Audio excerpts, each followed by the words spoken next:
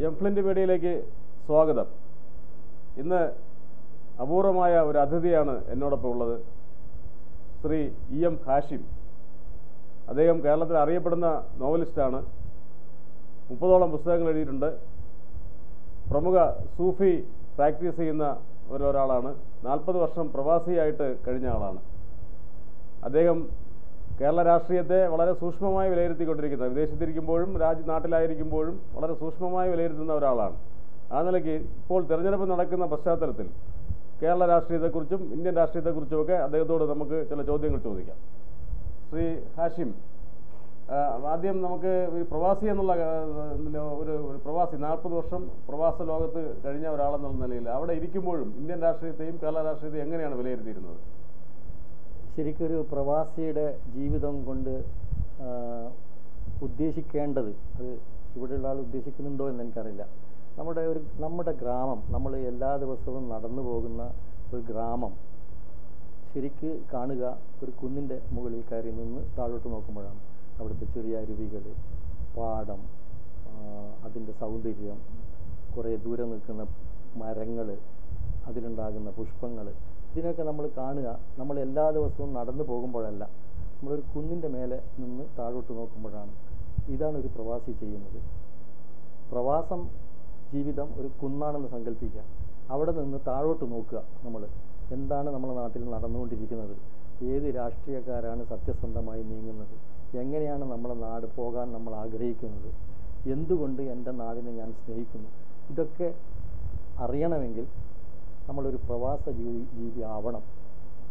അല്ല, ഈ ഒരു പ്രവാസി എന്നുള്ള നിലയിൽ ഈ രാഷ്ട്രീയത്തെ 40 വർഷത്തെ ഒരു പരിവർത്തനം വിലയിരുത്തുകയാണെങ്കിൽ രാഷ്ട്രീയം നല്ല നിലയിലേക്കാണോ മുന്നോട്ട് പോയിട്ടുള്ളത്, അല്ലെങ്കിൽ മൂല്യവത്തായിട്ടാണോ രാഷ്ട്രീയം മുന്നോട്ട് പോയിട്ടുള്ളത്, അതോ രാഷ്ട്രീയത്തിൽ ഒരുപാട് മൂല്യത്തകർച്ചകൾ ഉണ്ടായിട്ടുണ്ട്? എങ്ങനെയാണ് ഇതിനെക്കുറിച്ച്? മൂല്യത്തകർച്ചകൾ ഉണ്ടായിട്ടുണ്ട്. വളരെ ഇഴഞ്ഞു നീങ്ങുന്ന ഒരു രാഷ്ട്രീയ പ്രവൃത്തിയും പുരോഗമനവുമാണ് ഇന്ത്യയിൽ പൊതുവെ കാണുന്നത്. ഞാൻ 40 വർഷം മുമ്പ് പോയി ഇപ്പോൾ ഇവിടെ സെറ്റിൽ ചെയ്തതായിട്ടുള്ള യൂറോപ്പ് രാജ്യങ്ങളൊക്കെ കണ്ടിട്ടുണ്ട്. എല്ലാ ബുദ്ധമത രാജ്യങ്ങളും കണ്ടിട്ടുണ്ട്. ബുദ്ധമാനസം എന്നൊരു നോവൽ എഴുതിയിട്ടുണ്ട്. അപ്പോൾ അങ്ങനെ ഉള്ള അവസ്ഥയിൽ നോക്കുമ്പോൾ അവിടെയും ഇവിടെയായിട്ട് സങ്കല്പിക്കാൻ നമുക്ക് പറ്റില്ല. എങ്കിലും അവർ പോയ അത്ര ഒരു ഇഞ്ച് പോലും നമ്മൾ പോയിട്ടില്ല. അവരൊരു 100 മീറ്റർ പോയിട്ടുണ്ടെങ്കിൽ നമ്മളൊരു 5 മീറ്റർ പോലും മുന്നോട്ട് പോയിട്ടില്ല. അതിൻ്റെ പ്രധാന കാരണം നെഹ്റു തുടങ്ങിയ ആ ഒരു സോഷ്യലിസം ഇതുവരെ ഇവിടെ പ്രാവർത്തികമാക്കാൻ കഴിഞ്ഞിട്ടില്ല.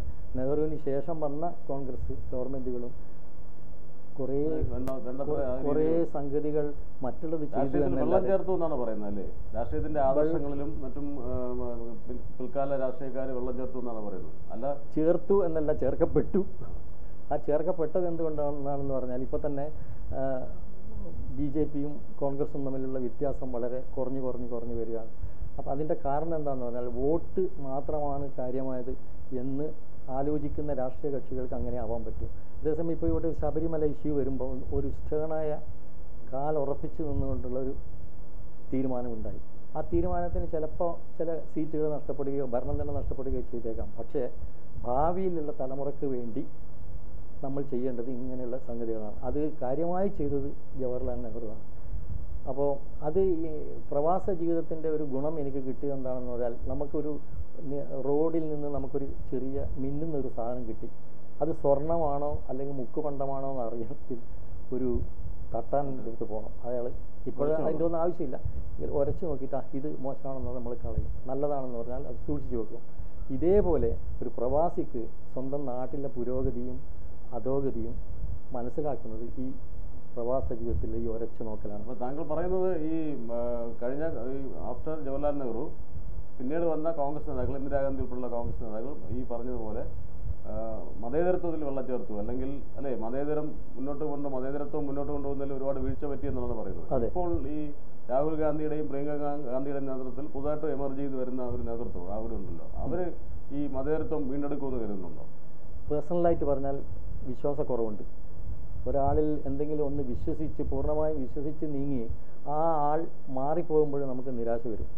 അങ്ങനെ ഇവിടുത്തെ ഒരു നല്ല മന്ത്രിയായിരുന്ന പ്രേമചന്ദ്രൻ, എനിക്ക് അദ്ദേഹത്തെ വളരെ ഇഷ്ടമായിരുന്നു. സമയം എടുത്തും ഞാൻ അദ്ദേഹത്തിൻ്റെ ഇതൊക്കെ കാണാറുണ്ട്, ചാനൽ ചർച്ചകളിലൊക്കെ വരുന്ന സംഗതികളാണ്. പെട്ടെന്നൊരു സുപ്രഭാതത്തിൽ അദ്ദേഹം ആ ഐഡിയോളജിയിൽ നിന്ന് മറ്റതിലേക്ക് മാറി. ഇങ്ങനെ പല ആളുകളുടെയും മാറ്റങ്ങൾ നമ്മൾ സൃഷ്ടിച്ച ബിംബങ്ങളെ തകർക്കുന്നുണ്ട്. ഈ ബിംബത്തകർച്ച വരുമ്പോഴാണ് നമ്മൾ വ്യാജന്മാരെ കൂടുതൽ കാണുക. റൂമി, ജലാലുദ്ദീൻ റൂമി എന്ന സൂഫി കവി പറഞ്ഞതുപോലെ, അങ്ങാടിയിൽ വ്യാജ സ്വർണം ഉള്ളത് കൊണ്ടാണ് നല്ല സ്വർണത്തിന് വില കൂടുതൽ. അപ്പോൾ ആ നല്ല സ്വർണത്തെ കണ്ടെത്താനുള്ളൊരു ശ്രമം അവിടെ ഇരുന്നിട്ടും ഇപ്പോൾ ഇവിടെ വന്നതിന് ശേഷവും അന്വേഷിക്കുന്നുണ്ട്. അത് എൻ്റെ കുടുംബം, എൻ്റെ പിതാവ് മതത്തിൽ നിന്നുള്ള വേറൊരു പുരോഗമന പ്രസ്ഥാനം എന്ന് അദ്ദേഹത്തിന് തോന്നിയ ഒരു പ്രസ്ഥാനത്തിൽ പോയതാണ്. അതുകൊണ്ട് ഭയങ്കര നഷ്ടമുണ്ട്. ഒരു 3 ഏക്കർ സ്ഥലം പോയി. പിന്നെ എൻ്റെ നേരെ താഴെയുള്ളൊരു പെങ്ങള് മരിച്ചപ്പം ശ്മശാനം കിട്ടിയില്ല. അദ്ദേഹം ആ 3 ഏക്കറിൽ നിന്ന് ഒരു 15 സെൻറ്റ് വാങ്ങിച്ച് അവിടെയാണ് കുഴിച്ചിട്ടത്. അങ്ങനെയൊക്കെയുള്ള സ്ട്രഗിൾ ചെയ്തിട്ടുണ്ട്. അപ്പോൾ ഇങ്ങനെയൊക്കെ കൊണ്ടുവന്ന ആൾ അദ്ദേഹം ഒരു കോൺഗ്രസ്സുകാരനായിരുന്നു. പക്ഷെ ഒരു ദിവസം അദ്ദേഹം, ഞങ്ങൾ 10 മക്കളാണ്. അപ്പോൾ ഒരു ദിവസം അദ്ദേഹം രാത്രി വന്നിട്ട്, ഒരു പഞ്ചായത്ത് ഇലക്ഷൻ നടക്കുക, അപ്പോൾ അത് രാത്രി വന്നിട്ട് പറഞ്ഞു, നമുക്ക് ഇപ്രാവശ്യം കോൺഗ്രസിന് വോട്ട് ചെയ്യരുത് എന്നാണ്. ഞങ്ങളൊക്കെ അത്ഭുതപ്പെട്ടു. അദ്ദേഹം കോൺഗ്രസുമായിട്ട് വളരെ ബന്ധം, INA-യിലായിരുന്നു ആദ്യം, ഇന്ത്യൻ നാഷണൽ ആർമി സുഭാഷ് ചന്ദ്രബോസിൻ്റെ.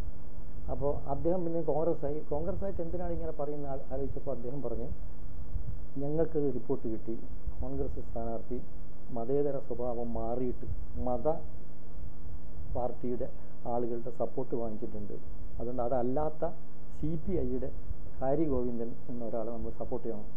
അതിന് എന്തോ ഭാഗ്യം, എനിക്ക് 4 വയസ്സോ 5 വയസ്സോ ആയിട്ടുണ്ട്. എൻ്റെ കൈ പിടിച്ചിട്ട് മൂപ്പര തറവാട്, അവിടെ വലിയ തറവാടുണ്ട്, മൂപ്പര തറവാടിൻ്റെ പേര് കരേരാട്ട് പുതിയവരിൽ നിന്നാണ്. ആ വീടുകളിൽ മുഴുവൻ പോയിട്ട് രാത്രി പോയിട്ട് കോൺഗ്രസിന് വോട്ട് ചെയ്യരുത്. അന്ന് CPI വോട്ട് ചെയ്യണമെന്ന് പറഞ്ഞല്ലോ. ഇന്നിപ്പം CPI-യുടെ ഒരു സ്ഥാനാർത്ഥി തന്നെ തിരുവനന്തപുരത്ത് അമ്പലത്തിൽ നിന്നാണ് പ്രചരണം ആരംഭിച്ചിരിക്കുന്നത്. ഒരു ക്ഷേത്രത്തിൽ പൂവും പ്രസാദവും ഒക്കെ വാങ്ങി കുറിയൊക്കെ ഇട്ടിട്ടാണ് ആരംഭിച്ചിരിക്കുന്നത്. അപ്പോൾ ഇടതുപക്ഷത്തിലും വന്ന ആ ഇതുണ്ടല്ലോ, ഒരു മൂല്യ തകർച്ച ഉണ്ടല്ലോ. മതേതരത്വം കാത്തു സൂക്ഷിക്കേണ്ട ഒരു വിഭാഗമാണ് കേരളത്തിലെ ഇടതുപക്ഷം എന്ന്, ഇന്ത്യയിലെ ഇടതുപക്ഷം. പക്ഷേ ഇവിടെ ഇപ്പോൾ നമ്മൾ കാണുന്നത് എന്താണ്? കാണുന്നത് ഇടതുപക്ഷ സ്ഥാനാർത്ഥി തന്നെ അമ്പലത്തിൽ നിന്ന് പ്രചരണം ആരംഭിക്കുന്നു. അതാണ് ജവഹർലാൽ നെഹ്റുവിൻ്റെ കോൺഗ്രസ്സിലെ ആളാണ് പറയുന്നത്. മധ്യപ്രദേശിലുള്ള പ്രസിഡന്റ് പറഞ്ഞത്, ഞങ്ങളും ക്ഷേത്രം നിർമ്മിക്കാൻ, ഞങ്ങൾ ഭരണത്തിൽ വരികയാണെങ്കിൽ രാമക്ഷേത്രം നിർമ്മിക്കാനുള്ള പദ്ധതികൾ ഉണ്ടാക്കും. അത് അപജയമാണ്. ഈ അപജയം എങ്ങനെയാണ് ഉണ്ടാകുന്നതെന്ന് പറഞ്ഞാൽ, റൂമി പറഞ്ഞ പോലെ മാർക്കറ്റിൽ വ്യാജ സ്വർണം ഉണ്ടാകുന്നത് കൊണ്ടാണ് ശരിയായ സ്വർണത്തിന് വില കൂടുന്നത്. നമ്മളൊക്കെ വ്യാജ സ്വർണത്തിൻ്റെ പിന്നിലല്ല. നിങ്ങളിപ്പോൾ ഈ ഇൻ്റർവ്യൂ തന്നെ ചെയ്യുന്നത് പോലും ഈ വ്യാജ സ്വർണത്തോടുള്ള പ്രതിഷേധം കൊണ്ടാണ്. നല്ല സ്വർണം, അല്ലെങ്കിൽ നല്ല ജനങ്ങൾ, നല്ല ഭരണം, നല്ല ഒരു ഇന്ത്യ ഉണ്ടാവണം എന്നുള്ള ആഗ്രഹം കൊണ്ടാണ് നിങ്ങൾ എന്നെ ഇൻ്റർവ്യൂ ചെയ്യുന്നതും ഈ ചാനൽ പ്രയാസപ്പെട്ട് കൊണ്ട് നടത്തുന്നതും. ഇങ്ങനെയുള്ള ആളുകളുണ്ടാവും ഭൂമിയിൽ എപ്പോഴും. നമുക്കതിലേക്ക് വരാം. നമുക്ക് കേരളത്തിൽ ഇപ്പോഴത്തെ ഇടതുപക്ഷത്തിൻ്റെ ഒരു സാധ്യത എങ്ങനെയാണ് ഈ തെരഞ്ഞെടുപ്പിൽ താങ്കൾ കാണുന്ന ഒരു സാധ്യത? മൊത്തത്തിൽ ഇപ്പോൾ ഇടതുപക്ഷത്തിന് നിർണായകമായ ഒരു ഘട്ടമാണ്. ഇപ്പോൾ ഇടതുപക്ഷത്തിന് വലിയ പരാജയം ഉണ്ടായിക്കഴിഞ്ഞാൽ ഇന്ത്യൻ ദേശീയ രാഷ്ട്രീയത്തിൽ തന്നെയും ഇടതുപക്ഷത്തിന് പ്രസക്തി കുറയുന്ന ഒരവസ്ഥ വരികയാണ്.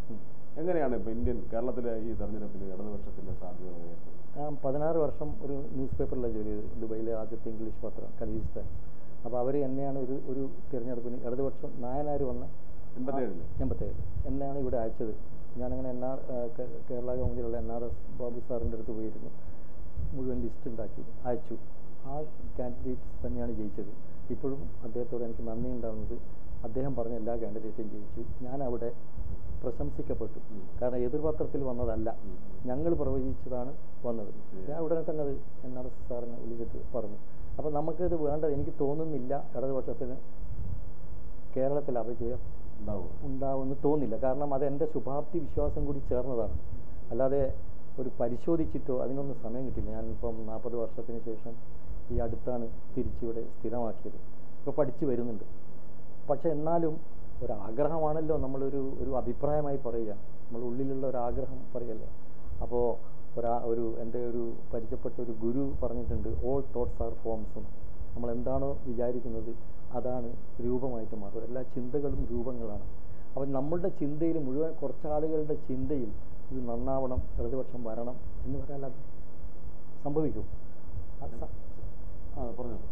സംഭവിക്കും എന്ന് നമ്മൾ ആഗ്രഹിക്കുന്നത് പോലും അതിന് ഒരു എനർജി കൊടുക്കും ഈ ചിന്തക്ക്. ഇടതുപക്ഷം വന്നിട്ടില്ലെങ്കിൽ ഇവിടുത്തെ പ്രശ്നം എനിക്ക് തോന്നുന്നത്, ഞാൻ നിങ്ങൾ അത്രയൊന്നും ഇവിടെ ജീവിച്ചിട്ടില്ല, എങ്കിലും എനിക്ക് തോന്നുന്നത് കേരളത്തിലാണ് ഏറ്റവും തീവ്രമായ ഹിന്ദു ഉള്ളത്, കേരളത്തിലാണ് ഏറ്റവും തീവ്രവാദിയായ മുസ്ലിം ഉള്ളത്. ഇവിടെ നിന്നാണ് IS പോയത്. മറ്റ് സ്റ്റേറ്റുകളിൽ നിന്ന് പോകുന്നതിന് പകരം എൻ്റെ നാട് കണ്ണൂരിൽ നിന്ന് 10 കുടുംബമാണ് പോയത്. അപ്പോൾ ഏറ്റവും തീവ്രമായി ചിന്തിക്കുന്നത് മലയാളിയാണ്. ഒന്ന് അതിൻ്റെ വൈകാരികതയാണ്. ക്രിസ്ത്യൻ അവരും അങ്ങനെ തന്നെ, ബുദ്ധമതം ഇല്ലാഞ്ഞത് ഭാഗ്യം.